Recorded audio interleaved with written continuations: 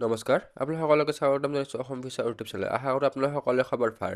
আজিৰ এই ভিডিঅ'টোত আমি আছাম CEE 2026ৰ কাউন্সিলিঙৰ কথা আলোচনা কৰিম হয় Assam science and technology university যিটো CEE আছে তাৰে বিটেক কোৰ্চৰ কাৰণে কাউন্সিলিঙৰ কথা আলোচনা কৰিম তো ইয়াৰে অফিচিয়েল নটিফিকেশ্যন আহি গ'ল তো এইটো SSUHS CEE কাউন্সিলিং নহয় এই STU Assam science and technology university যিটো বিটেক কোৰ্চ আছে তাৰে কাউন্সিলিঙৰ নটিচ হয় তো ইয়াৰে সকলোবিলাক ডিটেইলছ আলোচনা কৰিম তো ইয়াৰে অফিচিয়েল ডেট লাষ্ট ডেট কেতিয়ালৈকে ডকুমেণ্ট এই সকলোবিলাকৰ তথ্য আহি গৈছে তো আপোনালোক যদি চেনেলটোত প্ৰথমবাৰৰ কাৰণে আহিছে তেনে ছাবস্ক্ৰাইব কৰি থৈ দিব লগতে বেল আইকনটো অন কৰি থৈ দিব আৰু লগতে আমাৰ হোৱাটছআপ আৰু টেলিগ্ৰাম গ্ৰুপত জইন হৈ ল'ব এতিয়া আমি ইয়াৰে অফিচিয়েল নটিফিকেশ্যনখন চাই লওঁ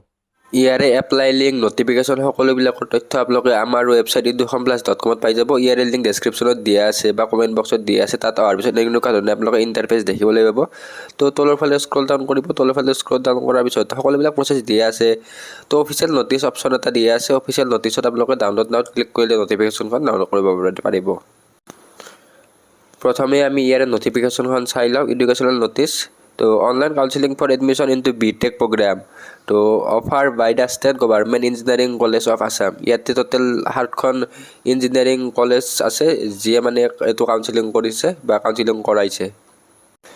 তো ইয়াৰে কাউন্সিলিংটো অনলাইন হ'ব আপোনালোকে দ্বিতীয় ৱেবছাইটৰ থ্ৰুদি কৰিব লাগিব আপোনালোকে ইয়াতে date of birth application number এইবিলাক দি কিনে লগ ইন কৰিব লাগিব আপোনালোকে ইয়াৰে লিংকটো যিটো লিংক আছে কাউন্সিলিং কৰা সেই লিংকটো আমাৰ ৱেবছাইটতে পাই যাব তাতে ৰেজিষ্ট্ৰেশ্যন বা কাউন্সিলিং লিংক বুলি দিয়া আছে নিউ ৰেজিষ্ট্ৰেশ্যনত ক্লিক কৰিলে আপোনালোকে ইয়াতে ৰেজিষ্ট্ৰেশ্যনটো কৰিব পাৰিব ইয়াৰে আমি টাইম লাইনখিনি চাই লওঁ অনলাইন ৰেজিষ্ট্ৰেশ্যন ইয়াৰে ৰেজিষ্ট্ৰেশ্যনটো 10 জুলাই তাৰিখৰ পৰা 17 জুলাই তাৰিখলৈকে আছে তো আপোনালোকে ইয়াতে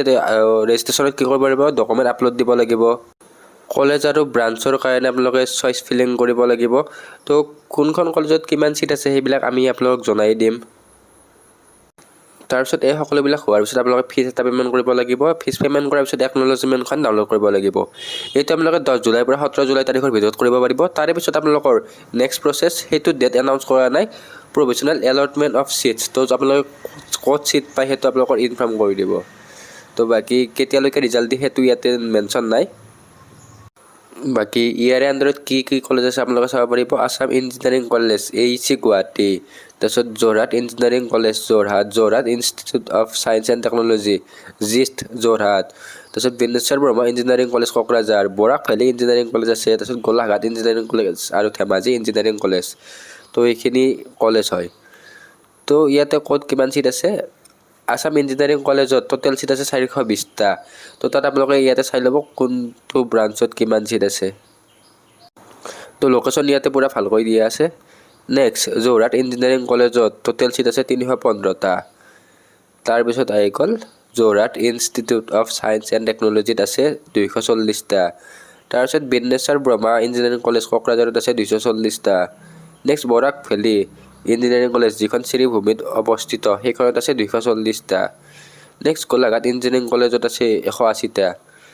তাৰপিছত ধেমাজি ইঞ্জিনিয়াৰিং কলেজত আছে 180টা চিট তো টোটেল অল আছামত বিটেকত টোটেল চিট চাবলৈ গ'লে 1815টা চিট আছে তো ভালেখিনি চিটেই আছে বাৰু ইয়াত তো ইয়াতে আপোনালোকৰ PRC লাগিব তো PRC নহ'লে ইয়াতে আপোনালোকৰ এলিজিবল নহয় আৰু ইয়াতে কিছুমান মানে আপোনালোকৰ ফৰ্ম দিয়া আছে NCL নাথাকিলে EWS নাথাকিলে আপোনালোকে সেইখন ফিল আপ কৰি আপোনালোকে জমা দিব লাগিব তো আপোনালোকৰ ইয়াতে সিঙ্গল সিটিঙত পাছ হ'ব লাগিব উইথাউট এনি গ্ৰেছ মাৰ্ক ইয়াতে মেনশ্যন কৰা আছে গ্ৰেছ মাৰ্ক আছে এতিয়া আপোনালোকে এইখিনি একচেপ্টেবল নহ'ব বাকী জেনেৰেলৰ কাৰণে 45% লাগিব আৰু বাকীবিলাকৰ কাৰণে 40% আৰু যিবিলাকে ইয়াতে পলিটেকনিক কৰিছে তেওঁলোকৰ কাৰণেও ইয়াতে দিয়া আছে মিনিমাম 18 বছৰ হ'ব লাগিব আৰু মেক্সিমাম এজ ইয়াতে নাই আৰু লগতে আপোনালোকে গুড মৰেল কেৰেক্টাৰ হ'ব লাগিব চাৰ্টিফিকেটখন ইয়াতে লাগিব ইয়াতে চাৰ্টিফিকেটখনৰ কথা মেনশ্যন কৰে certificate from the head of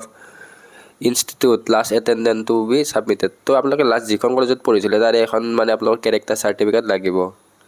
তো আপোনালোকৰ ফিজিকেলি আৰু মেণ্টেলি যি ফিট তাৰেও চাৰ্টিফিকেট লাগিব এটা চাৰ্টিফিকেটৰ ফৰ্মেটটো তলৰ ফালে দিয়া আছে